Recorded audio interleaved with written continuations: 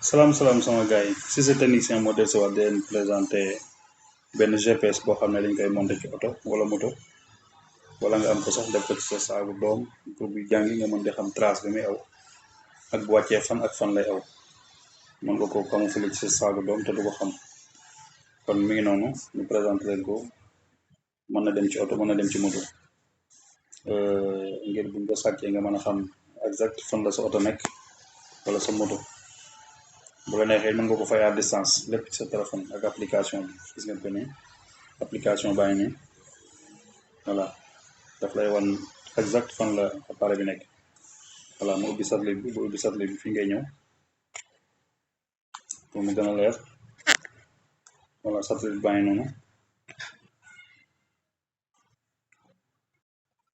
satellite baa ngi noonu.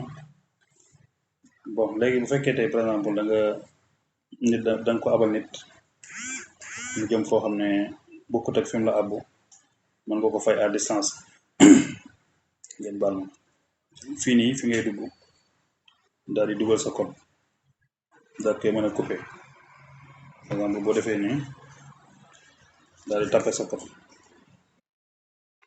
voilà dugal naa code bi noonu gis nga moom wan na ne oto bi fay na. tey mënu koo taalaat di fekk duggaatoo fii encore dugal sa code comme ni waaw tapé waat naa code bi soo defaatee nii ñu mën la ne oto bi mën naa tàkkaat. voilà léegi bu fekkee tey da nga bëgg a xam lim daw ci journée bi par exemple muy sa oto transport wala dara nga jox ko nit bëgg a xam fan ak fan la nekk. oto bi automatiquement boo duggee ci application rek daf lay jox adresse bi ci kaw gis nga adresse bi ci kaw. waaw adresse Daaru Manaan Touba, waaw Daaru Minam Touba, communauté rurale Touba Mosquée, arrondissement Ndam, département Mbacké, région Diourbel, Sénégal. daf lay wax exact fan la appareil bi nekk. voilà seen ko noonu nii satellite bi la. tey toute la journée dama yendoo daw depuis bu ma déparé sama kër ak léegi. waaw fii ngay dugg tracé bi voilà fii mën la avant-hier, hier, aujourd'hui kon moom leen aujourd'hui tey bi ma xëyee sama kër ak bi ma ñëwee sama place.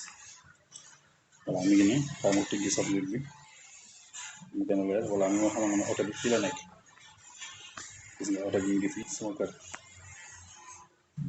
ci côté arrêt dem dikk gi rek arrêt dem dikk. voilà bi ma ko introsé na ko tey oto bi fan ak fan la dem gis nga yoon bi na ma tracé xamal na ma nii la aw. génn naa sama kër gis nga sama jaar ak yëpp daf la koy woon tracé gis nga ko ñu jël route nationale bi 2 voies yi nga xam ne moo digga Mbàkke wut si marché Xayra. gis ngeen ko nii ñu rond-point garage Dakar nga jaar di Kassim Modou Bousso Dieng ci expresso bi. voilà ñëw sama place. waaw daf lay wan exact fan la oto bi nekk fi ne oto bi fii la parké na fi may wax ak yow nii. mboolem agence yi ko wër yëpp daf lay wan na la ci boor yi Jolof Chicken xam nga banque yi ko wër yëpp dala koy wan gis nga ko nii bisis. voilà dafa wax ne ci diggante bii la oto bi nekk. voilà kon képp soo xam ne soxla nga ko rek mën nga ñëwal 77 550 06 25 77 550 06 25. même boo ko monté ci oto bi activé lii di alarme bi bu ko nit dee daj daf lay envoyé message xamal la ne sa oto ñu koy daj fi mooy activé bi fi mooy désactivé bi. par exemple boo ko gaaroon tey ci parking génn nit di ko traqué maanaam di ko jéem a sàcc daal da nga mën a xam daf lay envoyé message sa téléphone. jërë ngeen jëf.